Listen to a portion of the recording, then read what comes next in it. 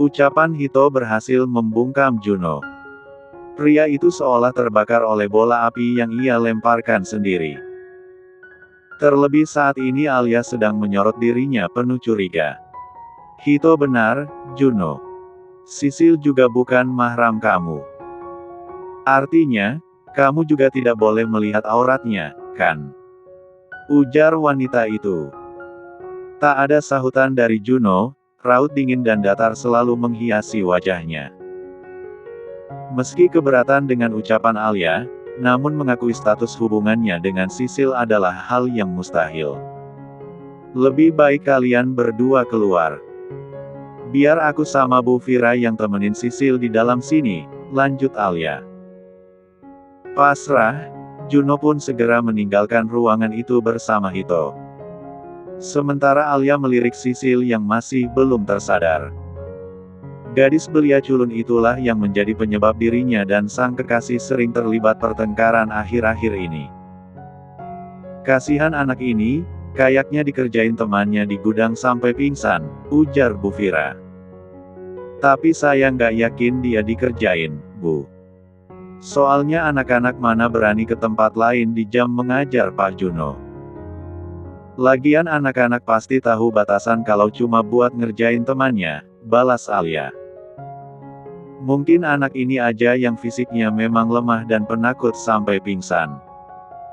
Bisa jadi, sih. Wanita itu mengangguk. Oh ya, dia ini anak kelas 3, kan? Iya, Bu. Anak pindahan dari sekolah lain. Oh. Pantas saya merasa asing. Alia hanya mengulas senyum. Namun, senyum tipis di sudut bibirnya perlahan menghilang saat melihat kelopak mata Sisil bergerak. Gadis itu tampak mengerjap beberapa kali, sebelum akhirnya membuka mata perlahan. Kamu sudah bangun, Sisil? Tanya Bu Vira, sambil mengusap bahu. Sisil yang belum sadar sepenuhnya itu hanya menggerakkan bola matanya mengitari ruangan itu. Sepertinya ia sedang bertanya-tanya di mana dirinya berada saat ini. Kenapa kamu bisa terjebak di gudang sampai pingsan? Alia langsung melayangkan pertanyaan. Melihat Sisil yang masih pucat dan bibirnya tampak kering membuat Bu Vira menyodorkan sebotol air mineral dengan sedotan, sehingga Sisil bisa minum meskipun terbaring. Minum dulu, Sisil. Makasih, Bu, jawabnya lemah. Kemudian melirik Alia yang sedang menunggu jawaban. Saya nggak tahu, Bu. Saya lagi nyapu saat pintu gudang tertutup rapat dan saya susah napas. Kamu tahu siapa yang tutup pintunya? Sisil menjawab dengan gelengan kepala. Oh ya udah kalau gitu. Setelah memastikan kondisi Sisil tidak begitu mengkhawatirkan, Alia segera keluar. Wanita itu kembali menatap sebal saat menemukan Juno duduk di depan ruangan sambil memainkan ponselnya. Gimana Sisil? Sudah bangun? Kamu kayaknya khawatir banget sama dia, iya? Ada tekanan dalam ucapan wanita cantik itu. Please, Al. Gimana aku nggak khawatir kalau Sisil susah napas kayak tadi? Itu kan cuma karena alergi debu, Juno. Nggak perlu sepanik ini, sumut Alia. Dia baik-baik saja, kok. Cuma pingsan biasa. Kamu kayak nggak pernah lihat siswa pingsan di lapangan upacara, deh, sindirnya, merasa bahwa sikap sang kekasih terlalu berlebihan. Ya udah kalau gitu, balas Juno singkat. By the way, tadi aku sempat ngobrol sedikit sama Hito. Aku agak heran, kenapa Hito nggak tahu kalau Sisil itu keponakan kamu? Bahkan Hito sama sekali nggak kenal sama Sisil. Juno kembali bungkam selama beberapa saat.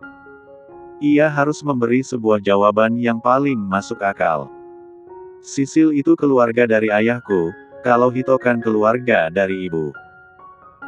Nggak semua anggota keluargaku dari ayah dikenal Hito, apalagi sebelumnya Hito tinggal di luar negeri.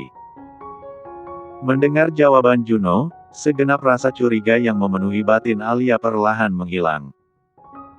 Jawaban Juno sama persis seperti yang diucapkan Hito tadi. Alia sampai berpikir bahwa dirinya terlalu banyak curiga secara berlebihan. Ya udah, kita ke kafe aja, yuk. Sisil gimana? Kan ada Bu Vira yang jagain di dalam. Tak ingin membuat kecurigaan Alia semakin besar, Juno memilih mengikuti sang kekasih menuju kafe tempat mereka sering menghabiskan waktu. Sebenarnya kamu itu serius sama aku nggak, sih? Alia menggerakkan sedotan memutar pada gelas. Bibirnya mengerucut menunjukkan raut wajah merajuk. Ada pertanyaan lain, enggak? Sanggah Juno merasa jengah dengan pertanyaan sama yang selalu mengarah pada dirinya. Aku nggak akan ganti pertanyaan sebelum kamu jawab, desak wanita itu. Kita sudah terlalu sering membahas tentang itu.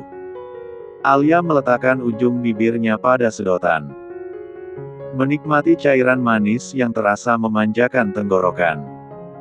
Aku mulai ragu sama kamu, jujur aja. Kenapa lagi? Balas Juno acuh tak acuh. Kalau kamu memang serius sama aku, kenapa kamu merahasiakan hubungan kita dari keluarga kamu? Kenapa kamu nggak pernah kenalin aku ke ibu kamu?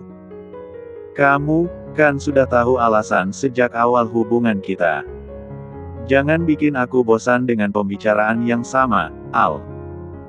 Sikap dingin dan nada datar yang terlontar dari mulut Juno itu membuat Alia kian meradang. Wanita itu bahkan sudah berkaca-kaca. Beruntung saat ini mereka berada di tempat umum dan Alia tidak ingin merusak reputasi mereka sebagai pengajar. Lagi pula kamu juga tahu kalau aku sudah dijodohkan dengan perempuan lain yang aku sendiri nggak kenal dan nggak tahu seperti wajahnya. Alia terdiam. Satu kalimat panjang dari Juno itu berhasil menamparnya. Ya, dirinya lah yang memutuskan untuk melanjutkan jalinan kasih mereka. Setidaknya kamu harus sabar menunggu sampai aku menemukan orang itu dan membatalkan perjodohan kami. Kamu pikir aku mau dijodohkan dengan orang asing? Tapi sampai kapan? Jangan tanya sesuatu yang aku sendiri nggak tahu jawabannya. Kamu sendiri tahu seperti apa kerasnya ibuku. Tapi kamu sudah berusaha mencari dan dia memang udah nggak ada. Artinya kamu sudah bebas dan gak perlu memikirkan perjodohan itu lagi, kan? Rengek Alia hendak menggenggam tangan Juno, namun segera ditepis pria itu. Nggak semudah itu, Al. Ibu aku lumayan keras orangnya. Kalaupun aku kenalin kamu sekarang, ibuku belum tentu merestui kita. Ibu akan minta aku meninggalkan kamu dan tetap memilih perjodohan itu. Kalau suatu hari kamu bertemu dengan perempuan yang dijodohkan dengan kamu dan ternyata kamu suka gimana? Semudah itu jatuh cinta sama orang asing. Juno mendesah malas. Jangan berlebihan. Hati manusia siapa yang tahu, kan? Gimana kalau dia cantik, manis, pintar, baik, dan sempurna? Cecar wanita itu semakin dalam. Mana ada perempuan sempurna seperti itu? Alia semakin meradang mendengar kalimat frontal Juno. Menurutnya dirinya sudah mendekati kata sempurna sebagai seorang wanita. Jadi menurut kamu, aku orangnya seperti apa? Kamu mau jawaban jujur apa bohong? Juno menyeringai menatap sang kekasih, membuat Alia memasang raut kesal. Yang jujurlah. Siapa juga yang suka dibohongin? Ayo jawab jujur, menurut kamu aku seperti apa? Manja, egois, maunya menang sendiri, kekanak-kanakan. Spontan bola mata Alia melotot mendengar ucapan Juno. Napasnya seolah tertahan di dada. Apa seburuk itu aku di mata kamu? Tanpa sadar Alia melayangkan cubitan keras ke lengan Juno. Penilaian yang diberikan Juno tentang dirinya benar-benar melukai harga dirinya sebagai seorang wanita. Padahal yang seharusnya ia dengar adalah pujian, bukan malah celaan. Kamu yang minta aku untuk jujur. Jangan salahkan aku kalau jawabannya nggak sesuai dengan harapan kamu, balas Juno sekenanya. Ingin sekali Alia menjerit memaki Juno. Namun, tentu saja ia tak akan berani karena tahu betul seperti apa karakter lelaki itu. Sekarang, Alia malah ingin tahu seperti apa Sisil di mata sang kekasih. Terus, kalau menurut kamu aku manja, egois, maunya menang sendiri dan kekanak-kanakan, Sisil seperti apa di mata kamu? Mendengar pertanyaan itu membuat Juno tersedak makanan yang tengah ia santap. Setelah meneguk air mineral, ia larut dalam kebisuan. Pikirannya langsung tertuju pada sosok gadis remaja yang ia peristri karena terpaksa. Wajahnya yang teduh tanpa polesan makeup. Bulu matanya yang lentik kala ia melihatnya tanpa kacamata. Kepolosannya saat bertutur lesung pipitnya yang tampak lucu. Suara lembutnya saat melantunkan ayat-ayat suci sikapnya yang lemah lembut dan terkesan pemalu satu lagi, bir manisnya saat pertama kali Juno menatapnya. Ah, rasanya Juno benar-benar kehilangan kata untuk menggambarkan sosok Sisil. Kenapa diam? Aku tanya di mata kamu Sisil itu seperti apa? Cecar Alia, saat tak kunjung mendapat jawaban dari Juno. Lelaki itu hanya berdecak sambil melanjutkan menyantap makanan. Apa pentingnya bagi kamu untuk tahu seperti apa Sisil di mataku? Ya nggak apa-apa, cuma mau tahu aja. Nggak penting. Juno menyahut acuh tak acuh, membuat Alia menarik napas dalam. Kalau di mata kamu aku seburuk tadi, berarti Sisil jauh di bawah aku, dong. Juno hanya menyeringai, tak pula menanggapi ucapan Alia. Dilihat dari segi fisik, Sisil memang kalah jauh dari Alia, namun entah mengapa keluguan gadis itu selalu berhasil menariknya. Bak magnet yang memiliki daya tarik kuat. Kamu salah. Justru dia dewasa meskipun usianya masih remaja, dia selalu mengalah dari orang dewasa yang bertingkah seperti anak-anak, dan dia tidak punya obsesi yang akan membuatnya egois. Juno. Panggil Alia melihat kekasihnya terdiam. Jawab. Malah diam. Apa sih, Al? Cara kamu bertanya ini lebih mirip interogasi oleh jaksa penuntut umum dalam persidangan. Apa salahnya aku tanya? Bibir merah jambu itu kembali mengerucut. Garpu ia mainkan pada makanan dan malah tidak menyantapnya sama sekali. Selera makannya mendadak hilang oleh sikap Juno. Ya udah, kamu mau jawaban jujur atau bohong? Pertanyaan itu membuat Alia kembali meragu. Tak ingin dirinya kalah dari Sisil di mata Juno, ia memilih bungkam. Jangan sampai jawaban Juno berikutnya malah akan mengejutkan dirinya. Udah, kamu nggak usah jawab. Aku bisa nebak seperti apa Sisil di mata kamu. Bagus, jangan banyak tanya, nanti kecewa. Selepas menghabiskan makanan, Juno melirik arloji yang melingkari pergelangan tangannya. Tak terasa hampir 30 menit mereka habiskan di kafe itu. Kamu belum selesai juga. Aku harus buru-buru, ada urusan lain. Aku nggak selera makan. Memang kamu ada urusan apa? Alia menatap sang kekasih penuh tanya. Adalah, jawab Juno singkat, sambil mengusap bibirnya dengan tisu. Tapi, Juno, masa aku ditinggal? Maaf, aku buru-buru banget. Kamu makan aja. Jangan buang-buang makanan, mubazir, ucapnya, teringat akan kalimat yang dilontarkan Sisil kepadanya. Tanpa menunggu jawaban Alia, ia segera meninggalkan meja, lalu kemudian menuju kasir dan melakukan pembayaran. Alia hanya menatap kesal. Semakin hari ia merasa Juno semakin menjauh darinya. Kamu kenapa sih, Juno? Akhir-akhir ini aku merasa kamu semakin berubah dan gak seperti Juno yang aku kenal dulu. Apa semua ini karena perempuan yang dijodohkan dengan kamu? Atau, jangan-jangan karena Sisil? Lihat, itu Seira, kan?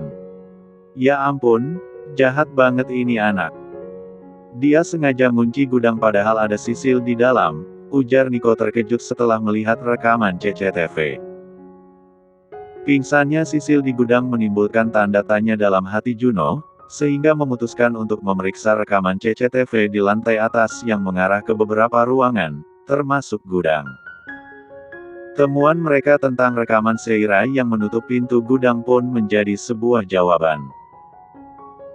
Jangan-jangan dia ada hubungannya dengan Sisil dan Nindi yang tadi telat di jam olahraga, tebak Juno, lalu memutar rekaman CCTV di jam 8 pagi, yang mengarah ke pintu ruang ganti siswa. Benar dugaan Juno sebelumnya, bahwa Seira juga mengunci pintu ruang ganti setelah Sisil dan Nindi masuk. Nggak bisa dibiarin anak ini, keisengannya itu bisa mengancam nyawa orang. Gimana kalau tadi nggak ada Hito yang menemukan Sisil? Ucap Niko berdecak heran. Tidak menyangka bahwa Seira mampu melakukan hal berlebihan seperti ini.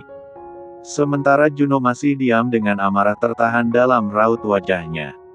Matanya masih tertuju pada layar monitor. Terus, tindakan apa yang akan kamu ambil? Yang satu Sisil, keponakan kamu. Sedangkan satunya Seira, calon adik ipar kamu. Tanya Niko. Aku tetap akan lapor ke BK. Alia pasti terkejut kalau tahu adiknya berbuat seperti ini. Tanpa pikir panjang Juno merekam detik-detik Seira mengunci pintu gudang dan juga pintu ruang ganti dengan kamera ponselnya. Bagaimanapun juga, Sisil adalah istrinya yang mau tidak mau ia wajib melindungi, meskipun status mereka disembunyikan dari semua orang. Lebih baik begitu, biar ditangani. Walaupun dia anak kepala sekolah, dan juga adiknya Alia, tapi dia nggak bisa bertindak seenaknya seperti ini. Enak aja calon istri orang disekap di gudang. Juno melotot mendengar ucapan Niko. Calon istri orang. Iyalah. Sisil kan belum ada yang punya. Sebelah tangan Juno mengepal, kemudian segera meninggalkan ruangan itu. Namun, Niko malah melangkah ke arah lain. Mau kemana? Tanya Juno. Ke ruang kesehatan, mau lihat calon istri. Kesabaran Juno benar-benar dilatih oleh rekannya itu. Ia menarik lengan Niko dan menyeretnya menuju ruang BK. Juno, apa-apaan sih kamu? Pekik Alia sesaat setelah masuk ke sebuah ruangan di mana hanya ada Juno dan dirinya. Kenapa, Al? Juno hanya melirik sekilas, kemudian kembali terfokus dengan laptopnya. Kamu masih tanya kenapa? Aku yang harusnya tanya kenapa kamu melaporkan Seira ke BK. Juno menghembuskan napas panjang, seolah sedang malas untuk berdebat dengan Alia. Adik kamu sudah keterlaluan, mengurung temannya di gudang itu tindakan berbahaya. Tapi setidaknya kamu bisa tanya dulu sama aku, kan? Balas Alia, masih tampak tak terima dengan tindakan Juno tanpa mengonfirmasi kepada dirinya. Memang kenapa? Apa kamu akan melindungi Seira karena dia adik kamu? Bukan gitu maksud aku, Juno. Aku juga tahu kalau tindakan Seira salah. Tapi, setidaknya aku bisa bicara baik-baik dengan dia dulu, kan? Juno melirik Alia, mengalirkan tatapan dingin nan gelap. Senyum sinis terangkat di sudut bibirnya. Apa sebelum mengurung Sisil di gudang dia bilang dulu sama kamu? Telak. Seketika keraguan terlukis dalam tatapan wanita itu. Ya, enggak. Aku baru tahu dari Bu Intan. Dia nggak enak kasih sanksi berat ke Seira. Karena dia anak kepala sekolah sekaligus adik kamu. Juno, bukan. Bagaimana kalau keadaannya dibalik? Sisil yang murung Seira di gudang dan Seira pingsan karena susah napas. Apa yang akan kamu lakukan?